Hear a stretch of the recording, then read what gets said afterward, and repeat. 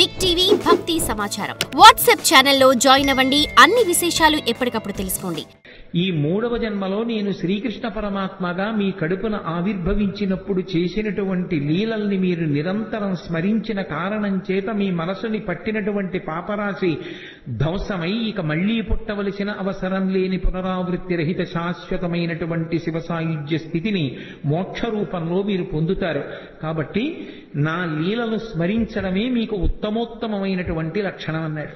పరమాత్మ ఆ జన్మలో వాళ్ళకి పిల్లాడిగా పుట్టి కూడా నేను మీ దగ్గర పెరగను, ఓ వసుదేవా నువ్వు నన్ను తీసుకుని తల మీద పెట్టుకో, తెలుగు భాగవతంలో అయితే ఆంధ్ర భాగవతంలో గుండెల మీద పెట్టుకున్నాడు అని, నన్ను తీసుకుని ఈ అంతఃపురం నుంచి బయటికి వెళ్ళిపో, రాజ్యానికి సరిహద్దులో యమునా నది ప్రవహిస్తోంది మధురా నగరం దగ్గర, ఆ యమునా నది త్రోవ ఇస్తుంది, దాటి నందవ్రజానికి చేరుకో, నందవ్రజంలో ఇదే సమయానికి యోగమాయ పుట్టింది, అందుకే నారాయణ నారాయణి అన్నా చెల్లెళ్ళు పార్వతీదేవి శ్రీ మహావిష్ణువు.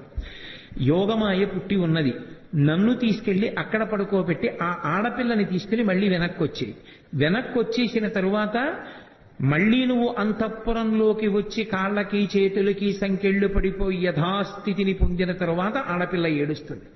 ఏడిచిన తరువాత కంసుడు లేస్తాడు. కాబట్టి నన్ను తీసుకెళ్లి నందవ్రజంలో విడిచిపెట్టాయి అన్నాడు. సరేనన్నాడు. ఆ పిల్లవాడిని తీసుకున్నాడు, బయటికి బయలుదేరాడు. ఆశౌరికి తెరవెసగెను ప్రకాశోద్దత తుంగ భంగ కలిత ధరా సాకాశయగు యమున మును సీతేశునకు పయోధి త్రోవ ఇచ్చిన భంగిన్నన్నారు పోతన గారు. సముద్రం ఎలా రామచంద్రమూర్తికి దారిచ్చేసిందో అలా యమునా నది కూడా దారిచ్చేసింది. ఎవరికి? కృష్ణ పరమాత్మని తల మీద పెట్టుకున్నటువంటి వసుదేవుడికి. అందుకే రామచంద్రమూర్తికి ఎక్కువ సంబంధం గోదావరి సరయూ నది, కృష్ణ పరమాత్మకి ఆద్యంతము సంబంధము యమునా నది.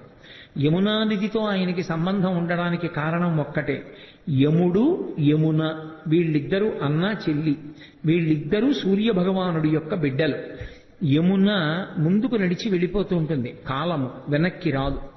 గంగ అలా కాదు, గంగ ముందుకు వెళ్ళి వెనక్కి వెడుతుంది. కాశీలో దక్షిణానికి వెడుతున్న గంగ మళ్ళీ వెనక్కి తిరిగి ఉత్తరానికి వెళ్ళింది. గంగ దక్షిణానికి వెళ్ళింది అంటే జనన మరణ శోక సంసార స్వరూపం, ఉత్తరానికి తిరగడం అంటే మృత్యువునంత పోగొట్టగలిగినటువంటి పరమేశ్వర స్థానాన్ని, కైలాసాన్ని చూడడం.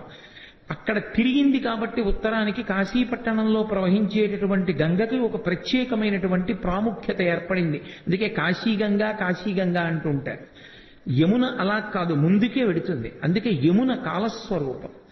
యమునని దాటలేరెవరు. కాలాన్ని దాటడం ఎవరికి సాధ్యం కాదు. కాలమును దాటేశాడు అంటే ఇక పుట్టడు అని గుర్తు, మోక్షాన్ని పొందాడు అని. కాలమునందు పడిపోయి మళ్ళీ కాలమునందు పుడుతూ ఉంటాడు. పునరపి జననం పునరపి మరణం పునరపి జననీ జఠరేశయనం. కానీ ఎవరు కృష్ణ పరమాత్మని తలయందు ధరిస్తారో వారు మాత్రము కాలము దారిచ్చేస్తుంది, అంటే ఇక వాళ్ళు పుట్టవలసిన అవసరం ఉండదు. అందుకే రాసలీల కూడా ఎక్కడ చేస్తాడు అంటే యమునా నది ఒడ్డునే చేస్తాడు.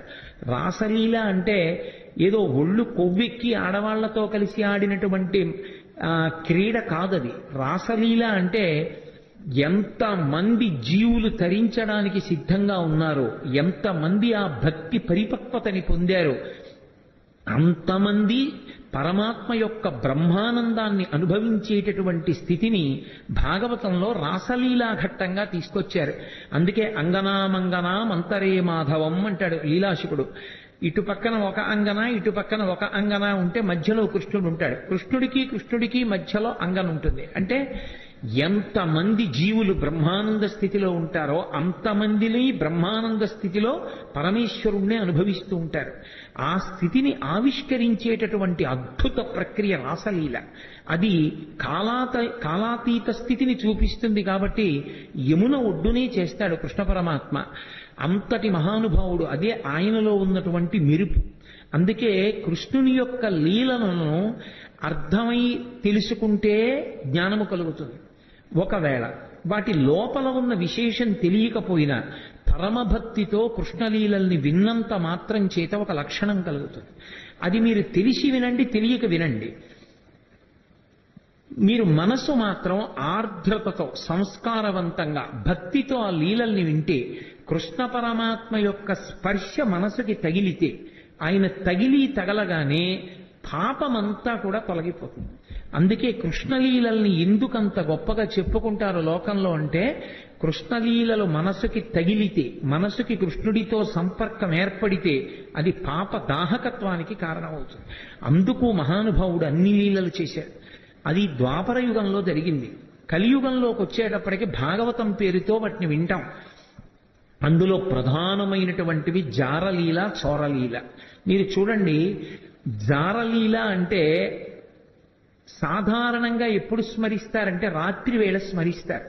ఏదో కృష్ణుడు ఇంతమంది గోపికలతో తిరిగాడని. చోరలీల అంటే తెల్లవారగానే స్మరిస్తారు. ఏదో పక్కింట్లో లేకపోతే పక్క సందులో కుక్కలు ఎక్కువ మురిగాయి అనుకోండి, ఏమిటి రాత్రి కుక్కలు అన్ని మురిగాయి, ఏమైనా దొంగతనం జరిగిందా అంటారు. చోరలీల తెల్లవారుజామున స్మరింపబడుతుంది, జారలీల రాత్రి స్మరింపబడుతుంది. నిందాపూర్వకంగానైనా సరే కృష్ణుడు రాసలీల చేశాడు అని రాత్రి స్మరించిన, నిందాపూర్వకంగానైనా సరే కృష్ణుడు దొంగతనం చేశాడని ఉదయం వేళ స్మరించిన, రాబోయే కలియుగంలో జారత్వము, చోరత్వము ఈ రెండిటి గురించి ఎక్కువ మంది చదువుకుంటారు, ఎక్కువ మంది మాట్లాడుకుంటారు. తెల్లవారి లేచి పేపర్ తీస్తే ఏముంటుంది? ఎవడు ఎత్తుకుపోయాడు, ఎవడు చట్టాన్ని పాడు చేశాడు, ఈ విషయాలే ఉంటాయి. దొంగతనాలు కావేమిటి అవన్నీ? అవి చదువుకుంటే పాపం. కనీసం దాని మీద అనురక్తి కొద్దీ కృష్ణుడి యొక్క చోరలీల చెప్పుకుంటే, కృష్ణుడు చేసిన దొంగతనమని మాట్లాడినా సరే అది మోక్షానికి కారణం. రాత్రి జారలీల మాట్లాడుకుంటే కృష్ణుడు జారుడన్నా సరే ఆయనకేం బెంగలేదు. కానీ కృష్ణ అన్న మాట ఎత్తారు కాబట్టి అది పాపాన్ని దహింపచేస్తుంది. అందుకే అసలు ఆయన పేరే కృష్ణ. కృష్ణ అంటే నిరతిశయ ఆనంద స్వరూపుడు అని అర్థం. అది నిరతిశయ ఆనందం. ఆ ఆనందంలో ఇంకా ఎక్కడా కూడా దుఃఖ స్పర్శ అనేటటువంటిది ఉండదు. అంత మహాద్భుతమైనటువంటి అవతారం శ్రీకృష్ణావతారం. అటువంటి శ్రీకృష్ణావతారం యమునా నదితో ఎక్కువగా సంబంధాన్ని కలిగి ఉంటుంది. అందుకే మళ్ళీ ఒకసారి వెనక్కి రండి. వసుదేవుడు చెప్తే ఆ కృష్ణ పరమాత్మని తల మీద పెట్టుకుని వసుదేవుడు బయలుదేరి వెడుతుంటే యమున దారిచ్చింది. యమున దారిచ్చింది అన్న మాటకు అర్థం ఏంటంటే కాలము దారి విడిచిపెట్టేసింది అని. ఎవరికి కృష్ణుడు తల మీద ఉంటాడో వాడికి కాలము దారి విడిచిపెడుతుంది.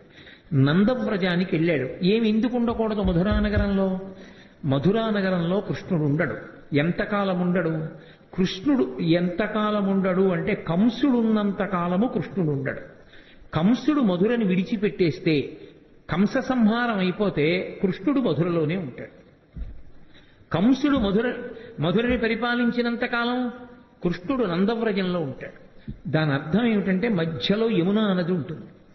నందవ్రజంలో ఉండడము అన్న మాటకు అర్థం ఏమిటంటే ఎప్పుడూ భగవద్భక్తితో అరమరికలు లేకుండా సంతోషంగా ఉండేటటువంటి వాళ్ళు సద్గుణోపేతులు ఎక్కడున్నారో అక్కడ భగవానుడు ఉంటాడు తప్ప, కామంతో ఉండేటటువంటి వాళ్ళు, ఎప్పుడూ కోరికలతో ఉండేటటువంటి వాళ్ళు ఉన్న చోట భగవానుడు ఉండలేడు. అందుకే మధుర అంటే తీయనైనది అని.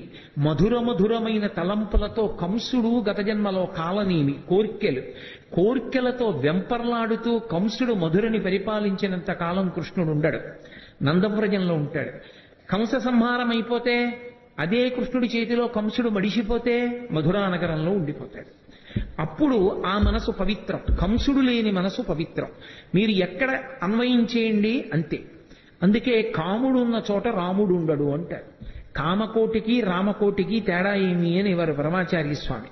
కాబట్టి కాముడున్న చోట రాముడు ఉండలేడు, ఆయనకి చోటు ఉండదు అక్కడ. రాముడున్న చోట కాముడు ఉండే అవకాశం ఉండదు.